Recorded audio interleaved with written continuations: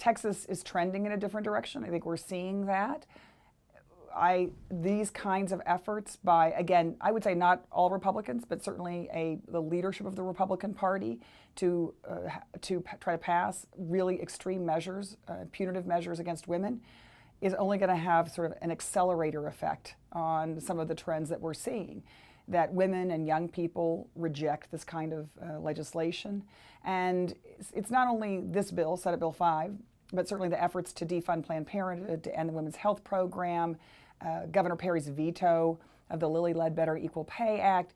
These kinds of things are creating a narrative, a political narrative, if you will, that is not favorable to voters. And so I do think we will see all the folks I've seen at the legislature today who've been waiting for hours to get in there and listen to the testimony.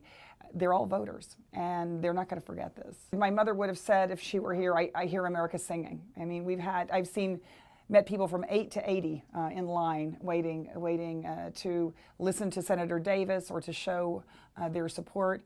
The first two young women I met this morning very early at the Capitol, long before anything started, they'd been on vacation down at South Padre Island and had packed up and come back early because they felt like they needed to be here.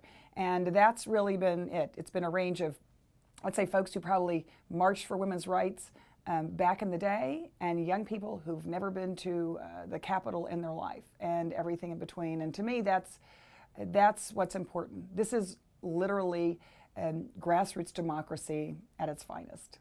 I think it's a wonderful sign when people, in fact, take action. And of course, we're seeing it on social media already. This story and the story of supporting Wendy Davis and opposing this bill has been trending on Twitter like crazy. It's made it a national story.